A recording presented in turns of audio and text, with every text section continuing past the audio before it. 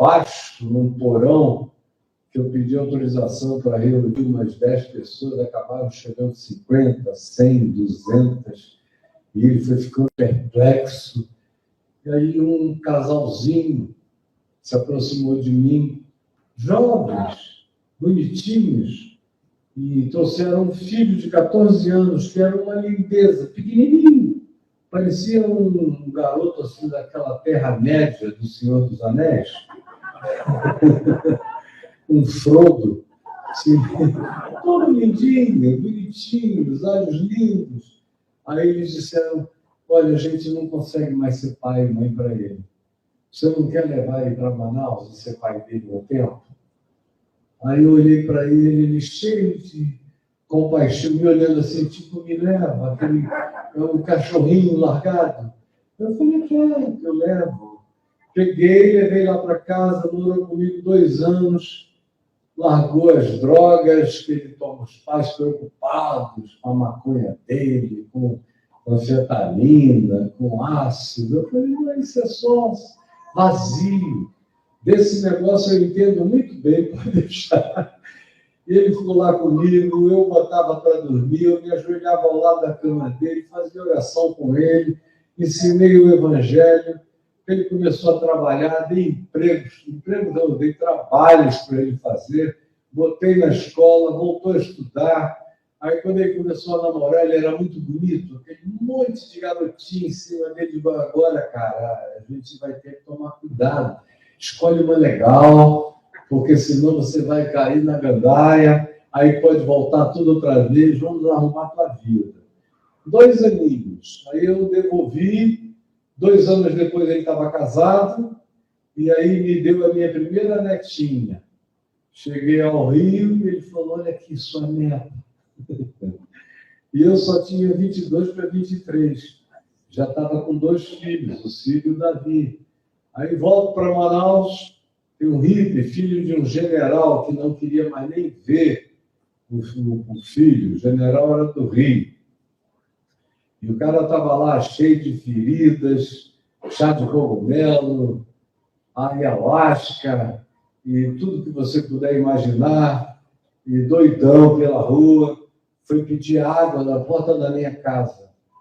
Aí eu fiquei olhando para aquele cara e falei, você tem pai e tem mãe, né? Ele falou, meu pai é um general, linha dura, um milico, desgraçado. Estava ali naquele negócio, tinha uns 18 anos. Aí eu falei, você está precisando de pai? Aí ele falou, eu não tenho. Eu falei, mas eu posso te adotar. Aí o quê? Eu falei, entra. Aí ele entrou, falei, quer ficar? Aí ele falou, quero. Meu pai e minha mãe, meu Deus, estavam acostumados com isso. Meu avô teve 13 filhos e criou uns 30. Então, fazia parte da cultura da minha alma e da família. Ele ficou 2 anos comigo. Ficou todo ajeitado, endireitado. Quando ele se arrumou, eu falei para o pai, olha, ele está irreconhecível. Aí o pai disse, manda de volta. Está agora do jeito que o pai queria. Foi, continuou a vida. E eu não vou contar as histórias dessas adoções, mas os meus filhos cresceram com isso. E aí eu conheci, depois de muitos anos e de muitos filhos que passaram pela minha vida, inclusive a Silvia e a Cíntia, que cantam, que são lindas, e que são minhas filhas até hoje, a Ilvinha e a Si. A Silvia eu chamo de Ilvinha, a Cíntia de Si, e elas me chamam de Déi, porque os meus filhos em casa só me chamam de Déi. Durante 6 anos eles só falavam inglês comigo e eu com eles, para eles desenvolverem a língua. Então o Déi ficou comum lá em casa. Aí eu conheço a minha mulher e me traz mais 3 filhos lindos, maravilhosos. A 22 vai fazer 23 anos. Eu os amei, os adotei, são meus filhos. Agora, acabou criando-se uma barbaridade, porque o Marcos não tem idade cronológica, assim como a Silvia e a Cíntia não tinham. Era uma diferença de 8, 10 anos. Mas eu sentia sentimentos paternos profundos por todos eles. Depois de algum convívio com o Marcos, eu comecei a senti-lo mais como filho do que como irmão e como amigo. Aí eu comecei a chamá-lo de filho, ele foi me chamando de paizinho, já me chamava de pastorzinho, que era uma maneira muito carinhosa, e aí foi ficando filho. E aí a Mari, que chegou lá na minha casa há uns 10, 11 anos atrás, me assistia em Londres, no Papo de Graça. Um dia eu levei um susto daquela moça alta, linda, bonita, parecia uma princesa de Mônaco, entrando lá em casa. Aí no intervalo eu fui falar com ela e começamos a conversar. Não demorou muito tempo para ela chegar e começar a me dizer: você é meu paizinho. E aí, hoje em dia, eles estão juntos, de modo que eu sou o patrocinador de um incesto.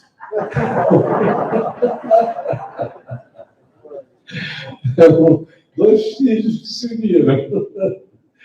E a coisa mais maravilhosa porque foi o que Jesus disse: aquele que crê em mim terá muitos pais, muitas mães, muitos irmãos, muitas irmãs, e terá muitas fazendas, terá muitos bens, isso tudo com muitas perseguições.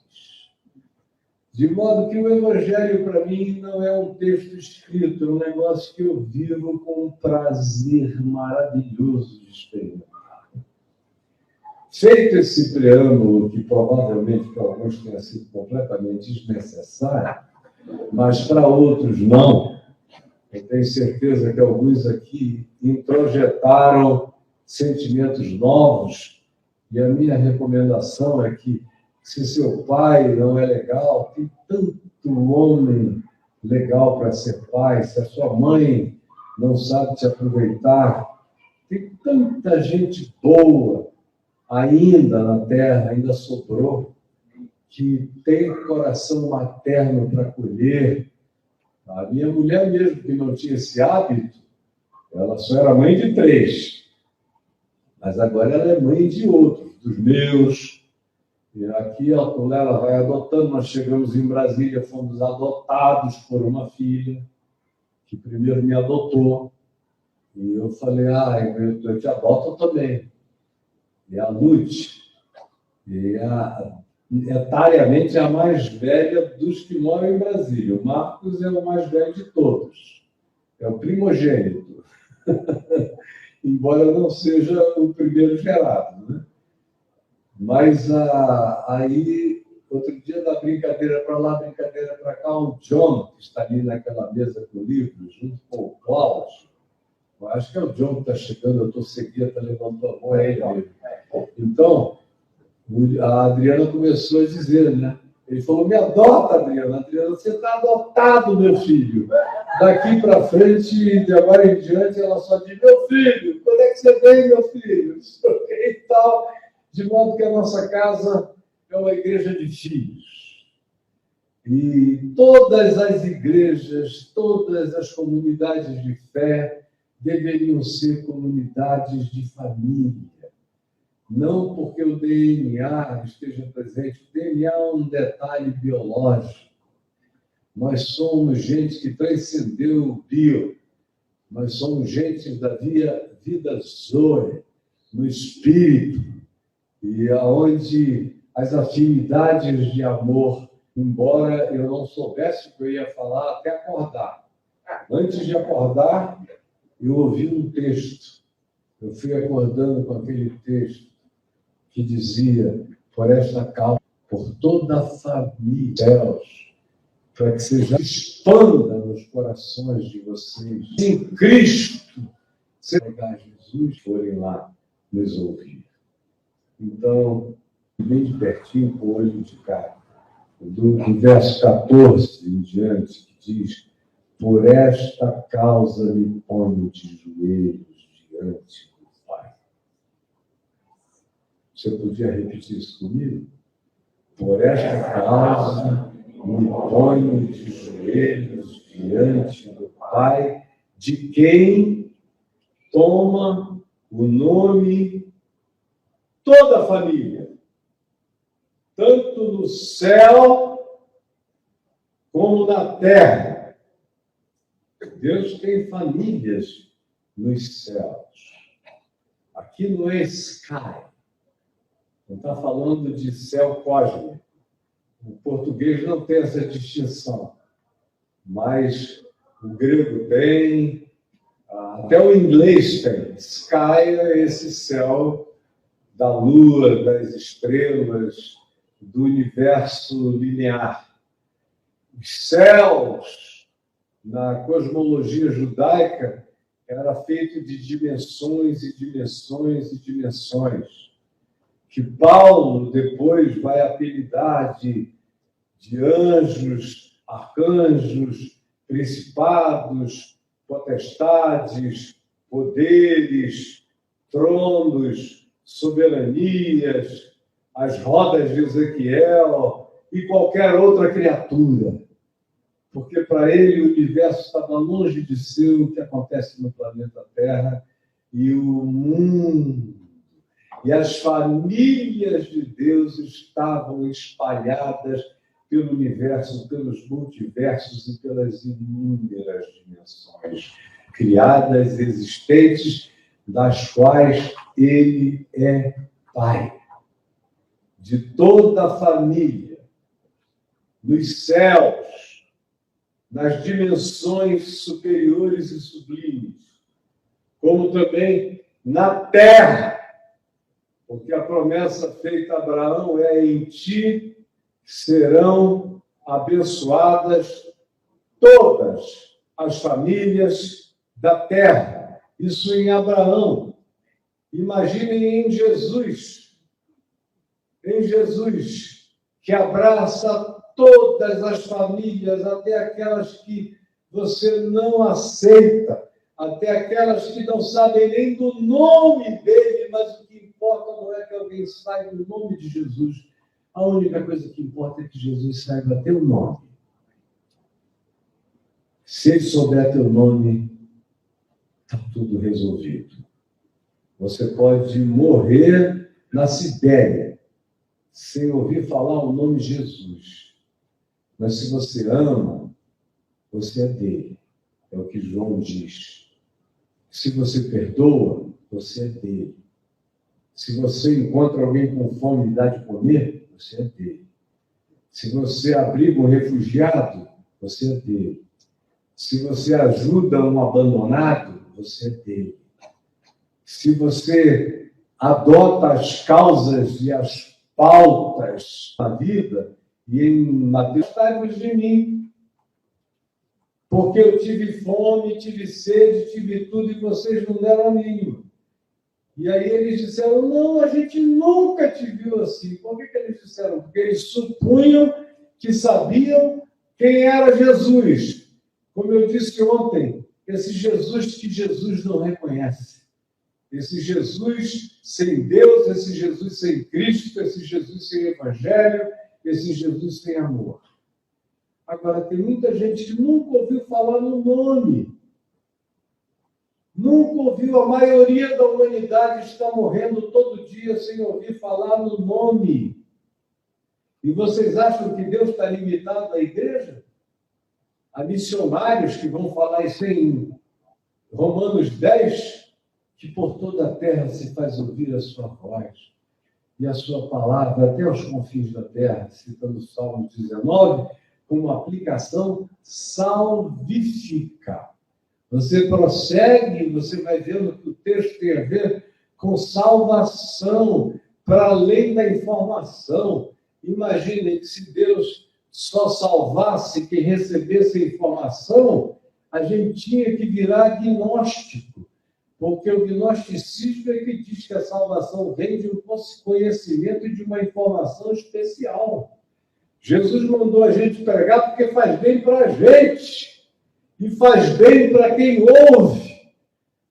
Como eu aprendi com o reverendo Antônio Elias, assim que eu me converti, E eu falei para ele, reverendo, eu não consigo crer que o amor de Deus fique contido dentro da cristandade.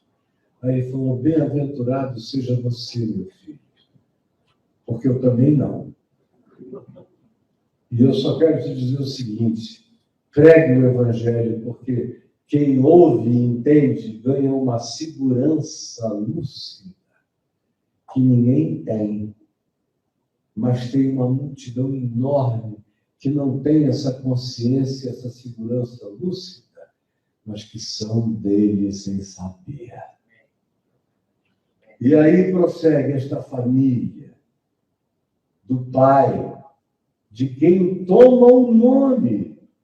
Aí você diz, então tem que saber o nome de Jesus. Não, tomar o nome é dizer socorro, é olhar para cima e saber que tem uma paternidade, tem um amor sublime, tem uma graça que a pessoa não consegue nem explicar, tem um olhar, tem um cuidado, tem um interesse invisível na tua vida. Quanta gente não sabe de nada e é visitada em sonho, visitada em pensamentos, toma decisões de amor, de perdão, de graça, de reconciliação, de coragem, de fé, de esperança, que os crentes que ouvem todo dia não se apropriam nunca. E eu comecei a ter essa crise de saber que Deus não podia ser assim com 7 anos de idade. Com 7 anos entrou no meu coração quando eu fui apresentado a um índio. Mas era índio. Eu tinha 7 anos, imagina, faz 60 anos. Nesses 60 anos mudou muita coisa. Não era índio com relógio, com celular, com tatuagem, viciado em cachaça, dependente da FUNAI. Era índio. E eu conheci aquele índio todo pintado. Aí eu perguntei para minha mãe, ele é da igreja? Minha mãe disse, não, é que ele estava doente e alguém trouxe para tratá-lo. E foi assim que eu comecei a ter intimidade com os índios, e eles começaram a ir para minha casa depois que eu me converti. Foram vários índios que eu levei, que se converteram, que eu batizei, e que voltaram para as suas tribos e começaram comunidades de fé, sem nenhuma doutrinação evangélica, mas com o evangelho simples de Jesus no coração. De quem toma o nome toda a família, tanto no céu como na terra, para que, segundo a riqueza da sua glória, vos conceda que sejais fortalecidos com dunamis, com dinamite, com poder, com explosão, que foi a promessa do Espírito, recebereis o dunamis, essa existência vulcanizada pelo amor de Deus, mediante o seu Espírito, Espírito Santo, no homem interior, no ser de dentro, que é maior do que o universo do lado de fora. Sou eu dentro. Eu dentro sou maior do que o cosmos fora. E eu sou um templo que cresce para dentro, como o templo de Ezequiel 37, 38, 39, 40, que Jesus usou em João 7, como analogia, quando o sacerdote simbolicamente jogou a água no cântaro de ouro no altar do templo para cumprir a profecia de Ezequiel de maneira simbólica, pegou água em Siloé e jogou lá. Jesus esperou, quando ele jogou, Jesus ficou em pé, levantou a mão e disse: quem tem sede, vem a mim e beba. Porque, como diz o profeta Ezequiel, como diz a Escritura, do seu interior fluirão rios de água viva. E João disse isso, ele disse com respeito ao Espírito que haviam de receber os que nele crescem. E agora, eu sei que o templo de Ezequiel, já tentei construir aquele templo. Já fiz cálculo, ele começa com 1 metro de largura, 1 metro de altura, é uma portinha que você tem que entrar de 4. Aí você vai entrando, ela vai crescendo para dentro, para dentro, para dentro, para dentro, vai ficando enorme. Portanto, é um templo arquitetonicamente inconstruível no espaço-tempo. Ele só pode ser construído num ambiente quântico, numa arquitetura quântica ou espiritual, onde as coisas crescem para o lado de dentro. E aí ele diz, no homem interior. O homem interior é enorme.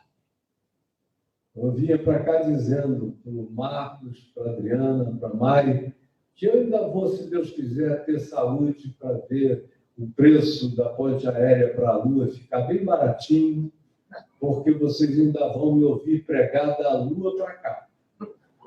Espero. Vocês vão ver. Assim habite Cristo em vós, no vosso homem interior.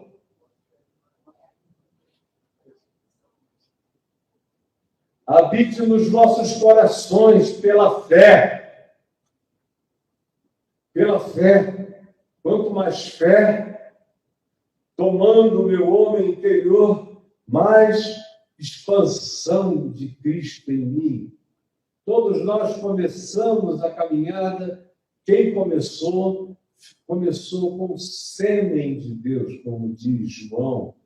Aquele que ama tem o sêmen de Deus no coração. Meu coração é o útero de Cristo, do sêmen de Deus. E Paulo nos dá essa imagem clara do Cristo crescendo em nós, deixando de ser um feto. Tem gente que ainda tem um Cristo embrião, ainda tem um Cristo feto, mas ele quer se tornar adulto em você. E quando ele se tornar adulto em você, você vai se tornar como ele. A tua mente vai ficando igual a dele, o teu olhar vai ficando igual ao dele, a tua vida vai ficando como a dele. Você vai virando um pequeno Cristo andando nesse mundo, um Jesusinho lindo de Deus pela terra. Eu acho maravilhoso. Bastava só ler e abençoar e ir embora, porque não é possível que você não esteja aproveitando. Aí ele diz, Cristo cresça nos vossos corações, habite nos vossos corações pela fé, estando vós arraigados, enraizados, alicerçados em amor. Sem amor, Cristo não tem nutrição na gente, não cresce na gente. Ele cresce no amor, no perdão, na misericórdia, na compaixão, na graça, na verdade, na justiça. Quando essas coisas que são o caráter de Deus vão sendo nutrientes da nossa alma, Cristo se arraiga, se enraiza, se fundamenta, deixa de ser embrião e feto, vai crescendo, vai crescendo, vai crescendo. E aí o meu homem interior vai ficando a imagem e semelhança de Cristo em mim. Eu acho isso lindo, me dá vontade de chorar. Porque eu creio nisso aqui. E eu provo isso aqui, dia a dia aumenta mais. Aí ele diz qual é a finalidade disso. A fim de poderdes. A fim de poderdes. Sem isso aqui a gente não pode nada. A fim de poderdes compreender. Sem essa pré-consciência, sem essa entrega, sem essa disposição, sem essa rendição, sem essa gravidez divina, sem que cada um de nós vire uma Maria existencial, abrigando Deus na gente, a gente não pode compreender nada. Aí tem gente que fica dizendo, eu não sei de onde é que o Caio tira essas coisas. Eu tiro do mesmo lugar que você lê e não entende nada. Para poder descompreender. Começa a amar, começa a adotar, começa a acolher, começa a ser inclusivo. Outro dia eu quase chamei o Pablo Bittar para fazer uma live comigo, mas o pessoal disse, vai escandalizar demais todo mundo. Eu falei, meu Deus, eu vivo tendo consideração pelos escandalizáveis, pelos fariseus, pelos saduceus, por esse povo todo. Agora o cara é só uma pessoa. É só uma pessoa. E que eu tenho certeza que se eu convivesse com ele, ele ia me aproveitar imensamente. Como eu tenho uma quantidade enorme de trans, de travestis, de bis, de polis, do que você quiser, que me ouvem e vão encontrando uma convergência, a vida vai melhorando, a dissolução vai diminuindo e a solução da identidade vai se formando gradativamente.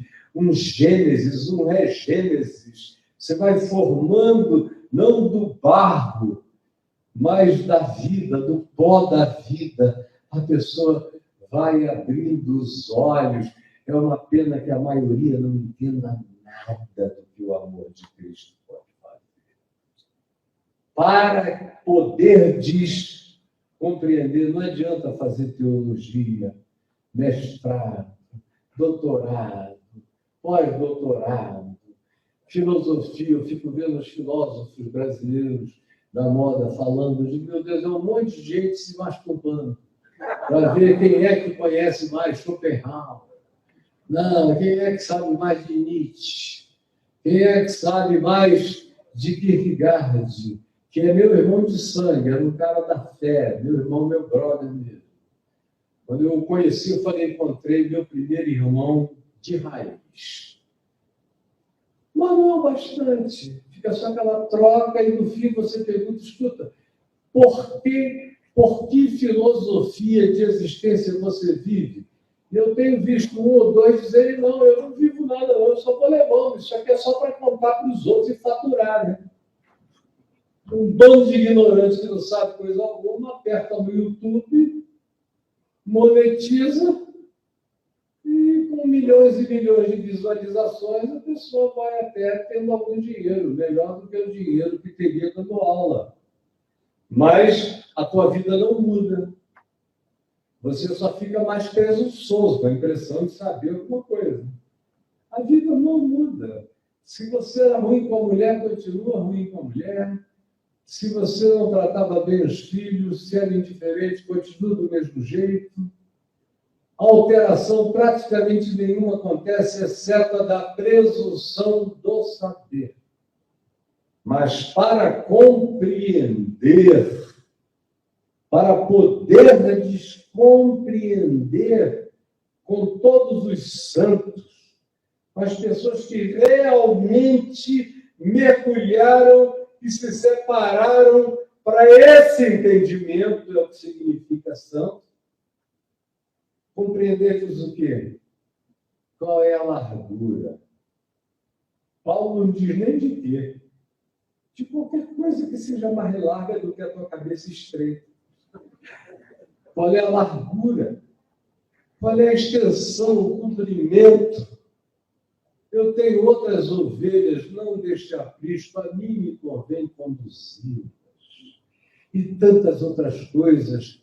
Eu olho para o futuro e digo, meu Deus, ainda tem tanta coisa linda para ser revelada para as próximas gerações. Teve um tempo que eu queria morrer com 33 anos, para a idade de Jesus. Aí os meus filhos foram crescendo, falei assim, 40 tá bom. Aí eu tive minha primeira netinha, que agora vai fazer 23. Eu falei, Senhor, assim, aí com 60 tá legal. Aí, quando eu conheci a Adriana, a gente achava que eu ia viver só mais 10 anos. Por isso, nós fomos botando esse monte de aliança aqui. Ó. Porque como eu só ia viver 10 anos, eu estava com uma sentença de morte já desde 27 anos de idade. E quanto mais sentença de morte me passam, melhor eu fico. Então, aí a gente, para cada 3 anos de casamento, a gente botava uma aliança. Até que acabou o tarso, metatarso, não dava mais para enfiar aqui. E eu estou para fazer 70. Eu falei, é melhor a gente não limitar a graça de Deus. Porque no que me diz respeito, eu nem comecei a dizer ainda as coisas que eu tenho para dizer e não posso falar porque essa geração não consegue alcançar. Mas os meus netos vão entender, os meus bisnetos vão entender, a geração deles vai se regozijar. O melhor que eu ainda tenho do Evangelho para compartilhar, eu estou esperando represadamente o tempo dele liberar.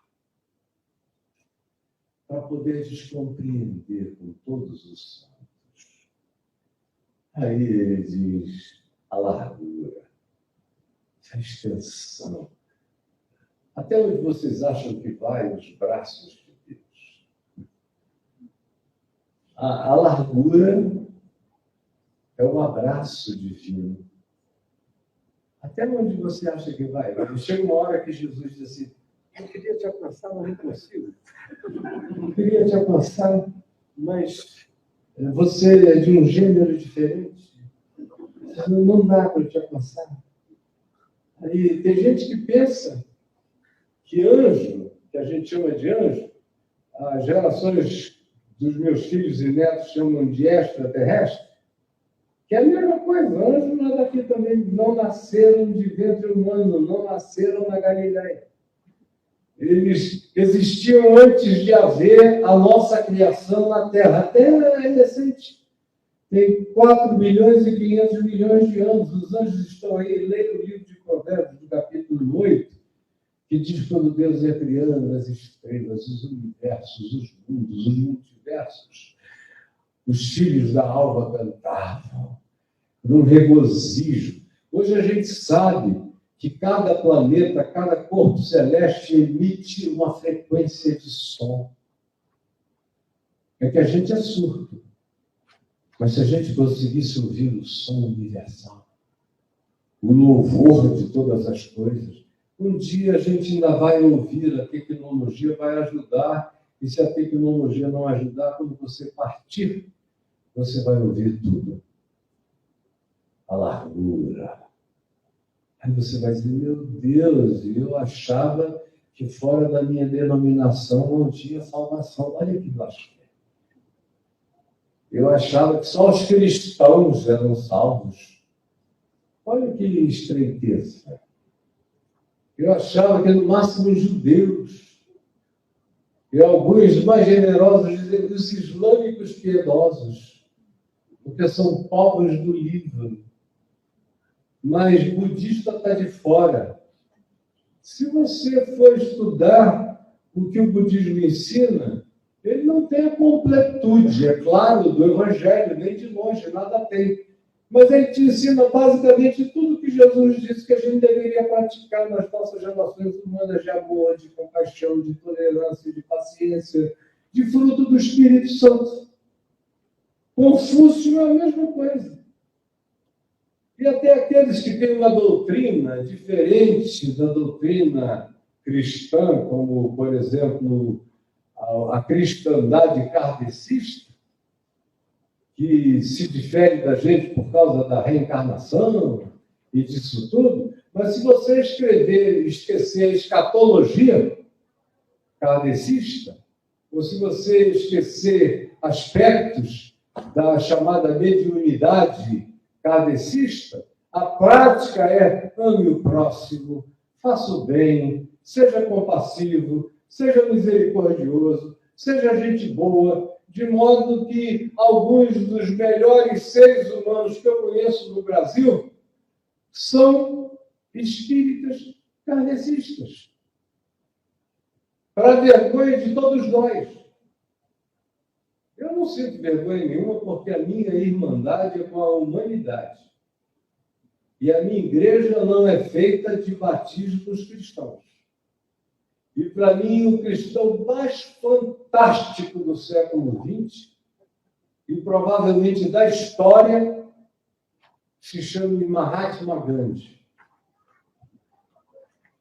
Mais do que Billy Graham, qualquer outro evangelista Finney, Jonathan Edwards, só fazia o pessoal chorar no banco da penitência.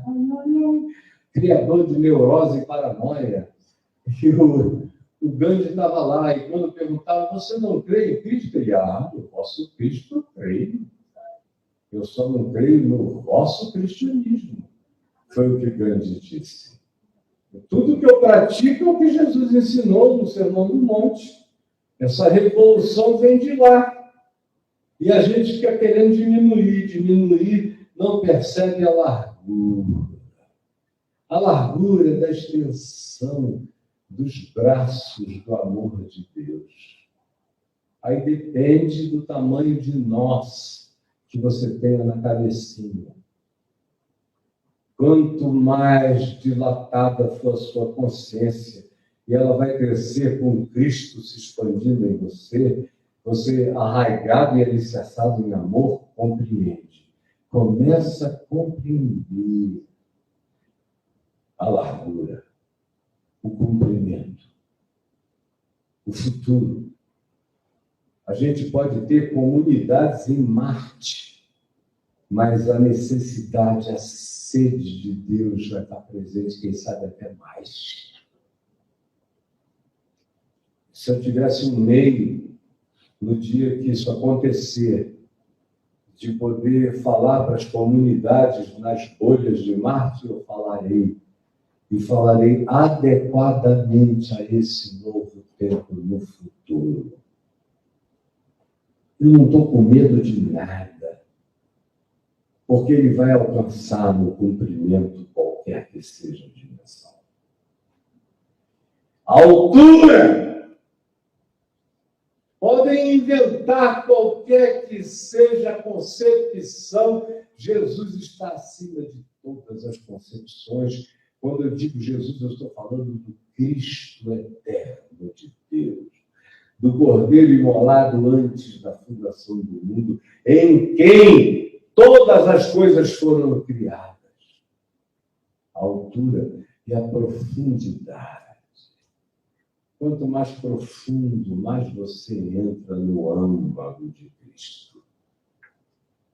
Mas você só consegue compreender se você se arraigar, se alicerçar em amor para Cristo, engravidar você e ficar adulto na sua vida e você ganhar a mente de Cristo todo dia. Altura, profundidade, e aí você conhece o amor. O amor. Tem gente aqui que pensa que conhece amor. Praticamente nenhum de nós conhece amor. As nossas melhores canções de amor terminam dizendo amando os seus. Mas Paulo foi longe, amando os inimigos. Ele não amou os seus, que disseram, a gente ama, a gente quer. Para onde iremos nós? Só tu tens as palavras da vida eterna. Ele amou os que o odiavam, os que não queriam, os que não sabiam, os que nos traumas das ignorâncias blasfemavam. 99% das blasfêmias é fruto do trauma e da dor humana, não da concepção deliberada do pensamento. Você lê o Nietzsche da vida, eu leio fazendo psicanálise, a partir do pai, da mãe, dos irmãos, da história, da cristandade dos dias dele. Se eu fosse filho daquele pai, criado daquele jeito, eu seria o Nietzsche. E teria morrido de loucura. Porque eu não tinha referência sublime que me salva. Não fosse a referência sublime do Evangelho, eu não teria passado dos 18. Eu já estava querendo morrer com 18 para 19. Foi esse amor que cada dia se expande mais em mim, que faz o meu significado de vida se tornar transterráqueo, transcósmico, me faz membro da família de todos os universos, aonde quer que Deus seja reconhecido como Pai em todos os tipos de civilização, de energias que não são de matéria, que não são espaço-temporal, desses seres todos que a gente apelidou com esses nomes bíblicos, de anjo, arcanjo, etc., e que são comunidades que adoram o Pai, não conseguem entender o amor dele pelos vermes da bosta terráquea, que somos nós. Isso é perplexidade, como diz Paulo, para anjos e para demônios. Até demônios dizem, meu Deus, dessa vez ele exagerou. Porque, como diz João, ele não tem vergonha de dizer que nós somos filhos dele. Eu acho essa frase maravilhosa. E me comove toda vez que eu digo, obrigado, Senhor, porque tu não tens vergonha de dizer para todas as criaturas dos teus mundos e universos que eu sou teu filho. Que eu sou teu filho. Aí Paulo diz conhecer o amor de Cristo, que excede a filosofia, que excede a teologia, que excede as melhores concepções físicas, genéticas, biológicas, científicas, tudo isso que é bom aprender, saber e saber muito. Excede. Vocês vão compreender o amor inexplicável, porque o amor que excede a todo entendimento. Tem coisas que as pessoas me perguntam, eu digo, olha, eu não tenho nenhuma dúvida sobre isso, eu só não tenho como te explicar. Mas eu sei.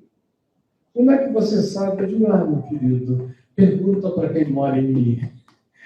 Ele me conta, eu sei, não tenho códigos linguísticos, mas eu sei. Outro dia, num podcast, alguém me perguntou se eu tinha muitas dúvidas. Aí eu falei, não, eu tenho milhões de ignorâncias, muitas ignorâncias, mas eu não tenho dúvida nenhuma.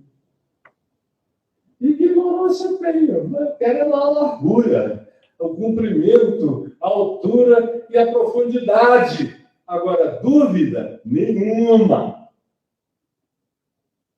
Eu posso ter crise de herpes zoster, que está ardendo aqui agora. O meu diabetes deve estar alto nesse momento que eu acabei de comer. Está alto. Quando eu sair daqui, eu vou tomar o remédio e ele vai cair para 90.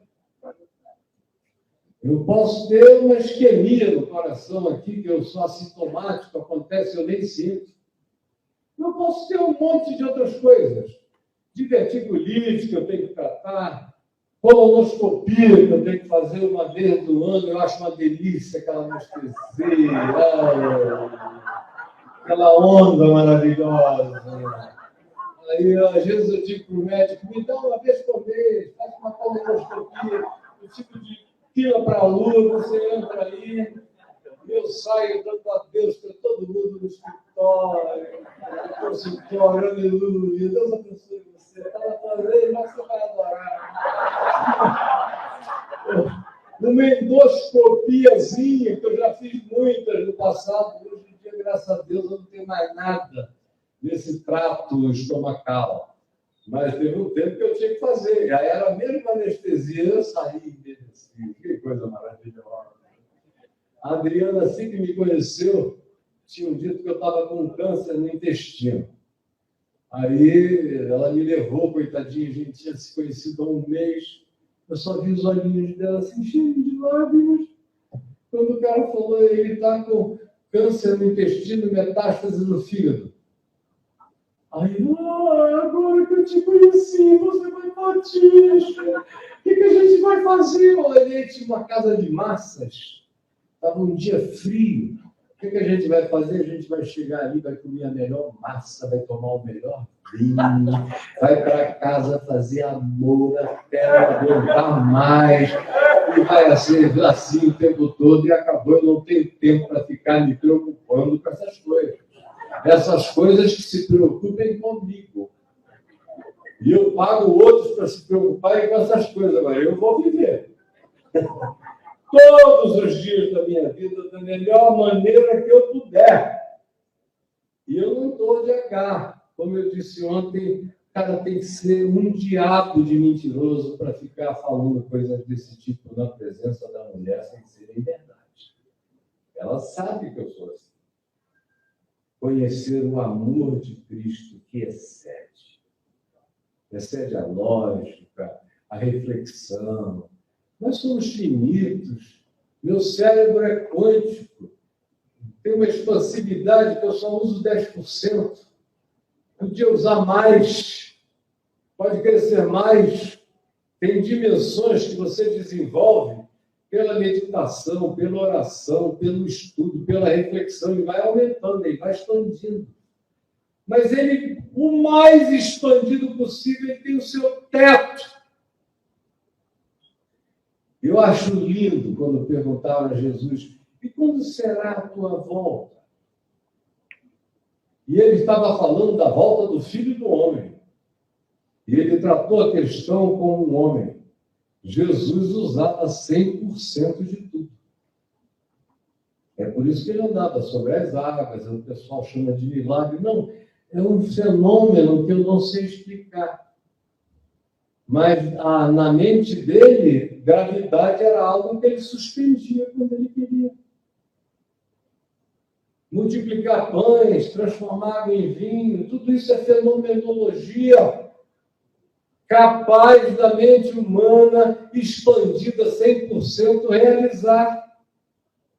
Aí perguntou a ele, quando será? Ele falou, olha, isso é só do meu Pai, porque não é isso que Paulo diz? Tende em vós o mesmo sentimento que houve em Cristo Jesus, o qual, subsistindo em forma de Deus, não julgou como usurpação ser igual a Deus, antes a si mesmo se humilhou e foi reconhecido em figura humana como servo e foi obediente até a morte de cruz, para que ao nome de Jesus se dobre todo o joelho, toda a língua confesse que Jesus Cristo é o Senhor para a glória de Deus Pai.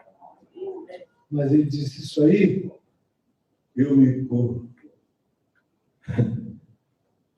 Deus, 100% humano em Cristo, disse, isso aqui é coisa do meu Pai, para ensinar a gente o limite de nós mesmos. Por mais expandidos que alguém seja, tem um limite.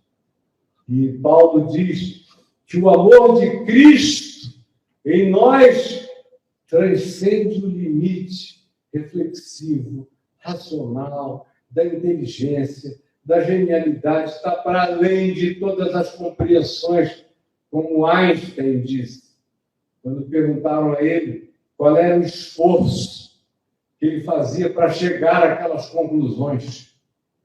Ele diz, olha, eu me esforço, penso. Vou chegando lá e não alcanço.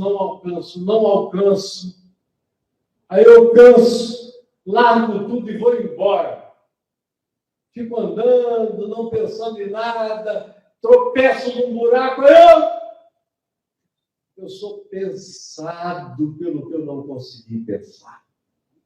Que maneira mais linda de dizer que ele foi visitado por aquela epifania, por aquela revelação física extraordinária, que é um evangelho físico que mudou a terra, mudou o mundo, mudou a concepção de tudo.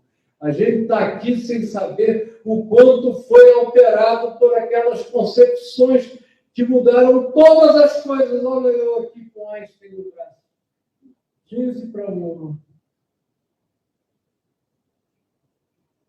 Excede a todo entendimento. Está para além de toda explicação. É por isso que explicação é a coisa mais pobre que a gente tem para dar. Tem gente que chega para mim e me propõe questões assim, querendo estimular uma determinada vaidade intelectual em mim. Eu já saco as pessoas de longe. Estou de costas sabendo qual é a dele. Aí ele vem e faz aquelas proposições para ver até onde você vai. Você já leu fulano? Já leu cicrano?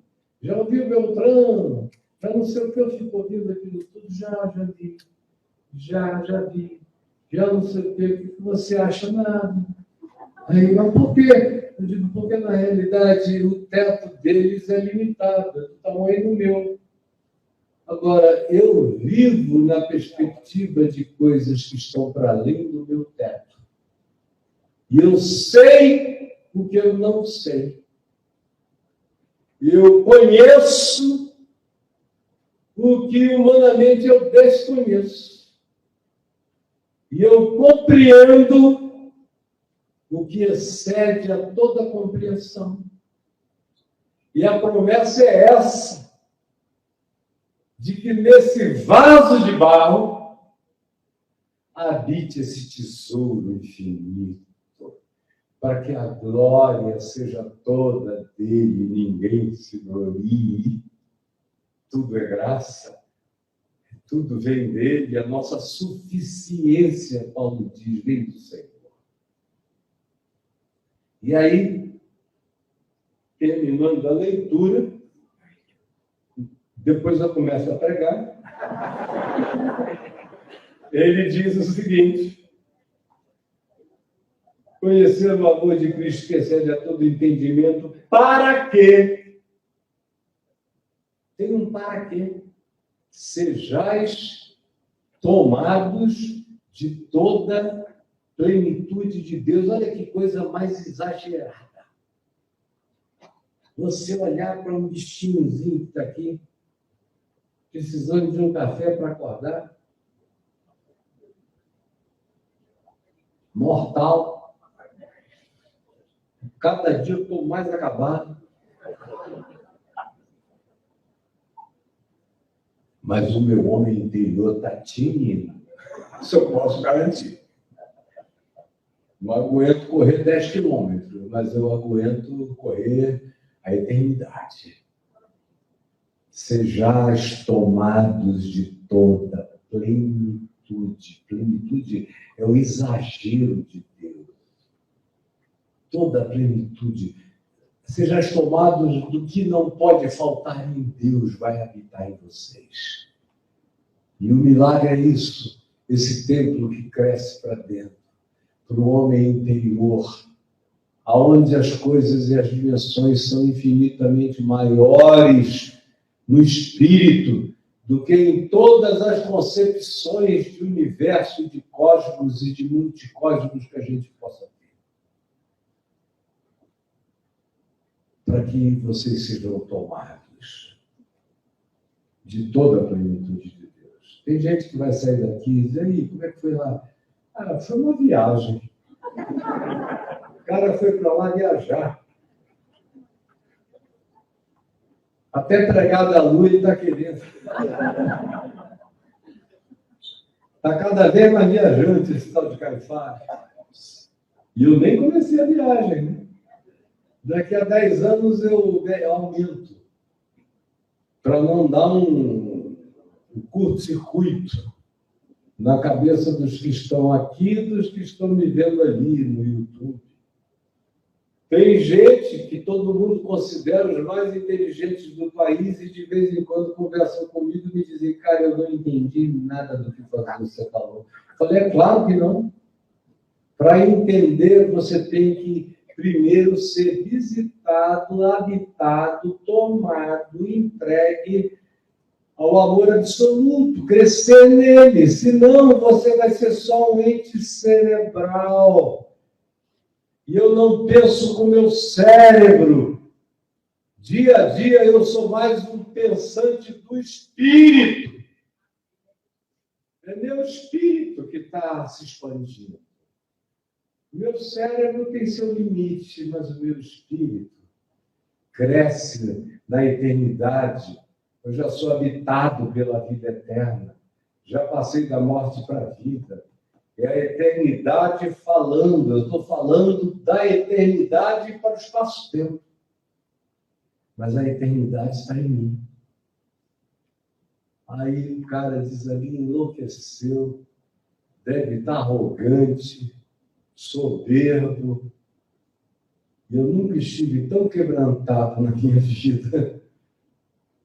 Eu espero que você não me entenda mal. Ora, aquele que é poderoso para fazer infinitamente mais do que tudo que pedimos ou pensamos, ou seja, Paulo está dizendo, tudo que eu disse acima pode ser maior. É porque eu só chego até aqui. Aquele que é poderoso para fazer infinitamente mais do que tudo que pedimos ou pensamos, refletimos, intuímos. Mesmo que você tenha ido ao terceiro céu, volta de lá sem ter como explicar. Como aconteceu com meu pai. Tudo que pedimos ou pensamos conforme o seu poder que opera. Eu gosto dessa palavra operativa, que está em processo, todo dia, crescendo, aumentando, alargando, se expandindo, me melhorando. A inteligência espiritual não tem limites quando você está ancorado no Evangelho. Não pense fora do Evangelho que você vai enlouquecer, vai virar um idiota presunçoso. A base é o Evangelho. A chave de compreensão de todas as coisas é Cristo, em quem Paulo diz que habitam todos os tesouros da sabedoria e do conhecimento. Eu creio nisso. Conforme o seu poder que opera em nós, a Ele seja a glória. Na igreja e em Cristo Jesus, que é isso que está para além da igreja, esse em Cristo Jesus, é tudo que está em Cristo e que a igreja não sabe, não contém. Por todas as gerações. Que coisa maravilhosa, eu tenho maior alegria de ser irmão desse Paulo. Por todas as gerações. Para todo sempre. Amém. Vamos ficar em pé. Eu vou poupar vocês de pregar.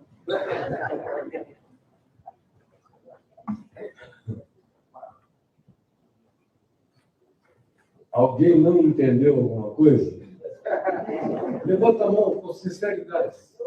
Não, sem vergonha de levantar a mão.